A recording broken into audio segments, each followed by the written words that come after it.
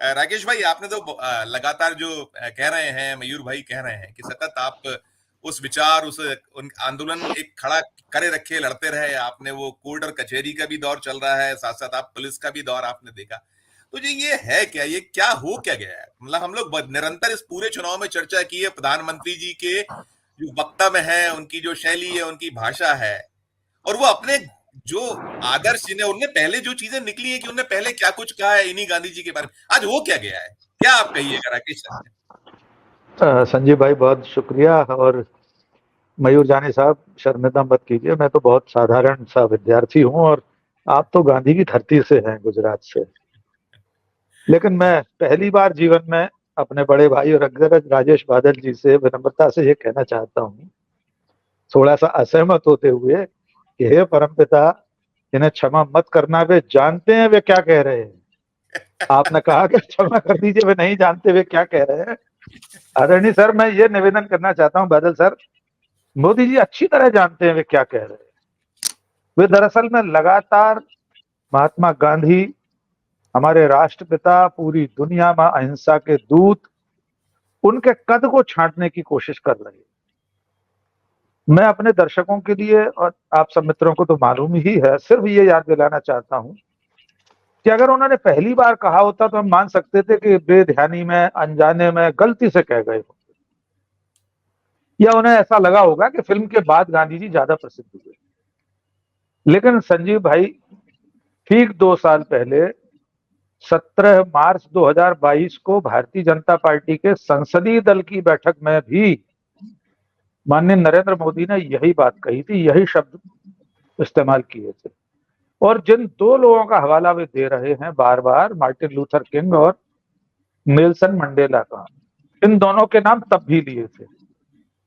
मुझे आश्चर्य होता है कि भारतीय जनता पार्टी के संसदीय दल में उस दिन राजनाथ सिंह भी बैठे होंगे, बाकायदा प्रोफेसर रहे, जेएनयू की पढ़ी हुई निर्मला सीतारामन भी होंगी, एस जयशंकर होंगे, जिन्होंने आईएफएस की परीक्षा पास करके विदेश सेवा में रहे, विदेश सचिव रहे, पूरी जाने कहाँ का उनकी पोस्टिंग रही है, चीन में रहे और पता नहीं कहाँ का राजदूत रहे। तमाम सारे विद्वान हैं और निश्चित तौर पर भारतीय जनता पार्टी में सारे ही लोग नरेंद्र मोदी जी के स्तर के विद्वान नहीं हैं, कुछ उनसे बेहतर भी है। उन लोगों ने क्यों नहीं ऐतराज किया? मेरा दुर्भाग्य है, मैंने 17 मार्च 2022 को भी वीडियो बनाया था, मेरे चैनल पर है, और एक और बहुत बड़ा चैनल था, उस पर शो लगा था। काश मोदी जी ने मेरा ही वीडियो देख लिया होता है, तो वो रिपीट नहीं करते इस बात को। देखिए, एक अपराध गलती मानी जा सकती है, पर वही गलती आप दूसरी बार कहें तो उसे अपराध माना जाएगा। नरेंद्र मोदी जी ने जानबूझकर गांधी जी की चारित्रिक हत्या करने की कोशिश की है, उनके कद को छांटने की कोशिश की है, बौना करने की कोशिश की है। यद्यपि वे क्या, ऐसे 1000 नरेंद्र मोदी आ जाएं, हमारे बापू का बाल बांका नहीं बिगाड़ सकते।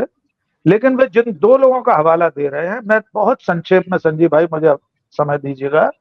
प्लीज, नंबर 1, मैं मार्टिन अनुमति लूथर। अनुमति अनुमति दे तो मैं हमारे साथ शीतल पी सिंह साहब जुड़ गए, उनका भी मैं स्वागत करूंगा। पंजाब से चुनाव कवर कर लौट रहे हैं, उनका निर्देश था कि मैं जरूर मतलब जुड़ जाऊंगा, और जैसे मुझे होगा जुड़ गए हैं तो उनका हम आभार व्यक्त करते हैं। प्लीज आप कंटिन्यू करिए, फिर मैं स्वागत है जी। सर, स्वागत है शीतल जी का। देखिए, मार्टिन लूथर किंग का हवाला दे रहे हैं नरेंद्र मोदी, मार्च 2022 में भी कहा था और अभी फिर कहा है उन्होंने जी। मार्टिन लूथर किंग 1929 में पैदा हुए, और जब वे अपने प्राइमरी स्कूल में पढ़ते थे अमेरिका में, उनको निबंध लिखने को दिया गया था, होमवर्क।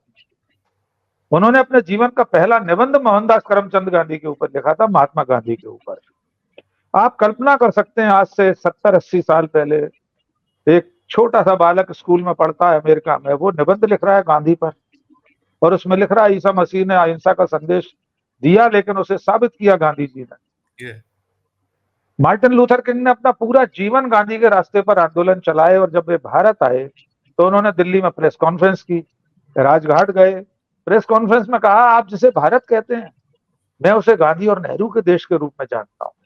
वे साबरमती गए, मणि भवन में उस कमरे में सोए एक रात जिसमें गांधी जी रहते थे। अपनी आत्मकथा में वे लिखते हैं, मैं अहिंसा धाम की तीर्थ यात्रा करके आया हूं। उस अध्याय का शीर्षक उन्होंने अहिंसा धाम की तीर्थ यात्रा लिखा। दूसरा आदमी नेल्सन मंडेला। नेल्सन मंडेला 27 साल जेल में रहे तो गांधी जी के रास्ते पर चलते हुए अहिंसक आंदोलन चलाया। जब नोबेल पुरस्कार मिला तो उन्होंने उसका श्रेय महात्मा गांधी को दिया। आज आप कह रहे हैं 1982 में फिल्म आई इसलिए दुनिया ने गांधी को जाना। ये दो आदमी तो छोड़ दीजिए, ये तो आज के हैं। उसी युग में 1909 और 1910 में उस वक्त इस धरती के सबसे बड़े विद्वान लियो टॉलस्टॉय के साथ मोहनदास करमचंद गांधी का पत्राचार होता था। संजीव भाई, जी जी। गांधी जी अंग्रेजी में चिट्ठी लिखते थे, जाने कहां से होते हुए रूस पहुंचती थी। सुदूर रूस के किसी कोने में टॉलस्टॉय रहते थे। वो चिट्ठी अनुवाद करके रूसी में उनको दी जाती थी, फिर वे रूसी में उत्तर लिखते थे, उसका अंग्रेजी में अनुवाद होता था और एम के गांधी भारत में जहां हो वहां भारत में आकर वो चिट्ठी उन्हें मिलती थी।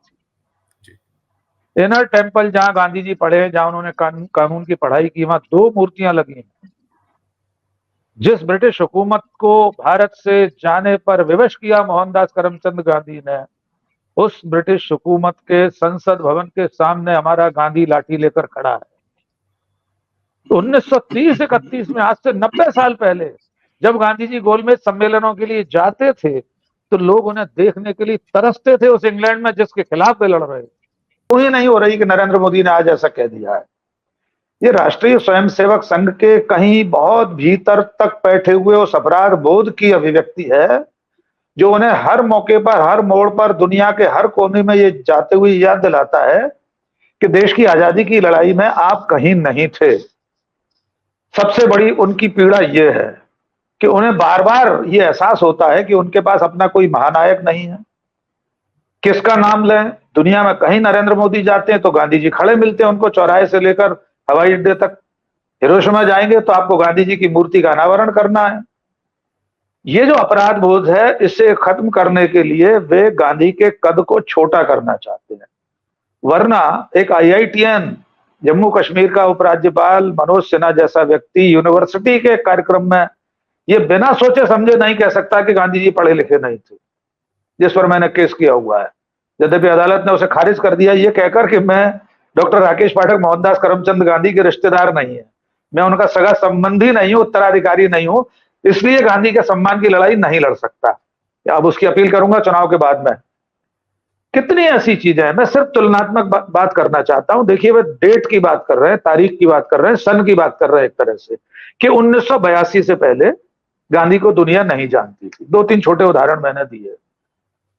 रिचर्ड एटनबरो जब शायद फिल्म बनाने की पढ़ाई कर रहे होंगे, तब गांधी के जन्म शताब्दी वर्ष में 1969 में दुनिया के 40 देशों ने डाक टिकट जारी किए थे। और सबसे दिलचस्प यह है कि इंग्लैंड ने गांधी जी पर डाक टिकट जारी किया है, वो ग्रेट ब्रिटेन जहां परंपरा ही नहीं है कि राज परिवार के अतिरिक्त या वहां के स्थानीय विरासतों के अतिरिक्त किसी विदेशी नागरिक पर डाक टिकट जारी किया जाए। महात्मा गांधी दुनिया के पहले ऐसे व्यक्ति थे जिनके ऊपर इंग्लैंड ने डाक टिकट जारी किया। बाकी कितने देशों ने किया उसकी तो गिनती ही नहीं है। कितने देश हैं इस धरती पर जहां गांधी जी की मूर्तियां लगी हुई हैं। गांधी जी अपने जीवन काल में अमेरिका नहीं गए कभी, पर अमेरिका में गांधी जी की आधा दर्जन मूर्तियां लगी हैं।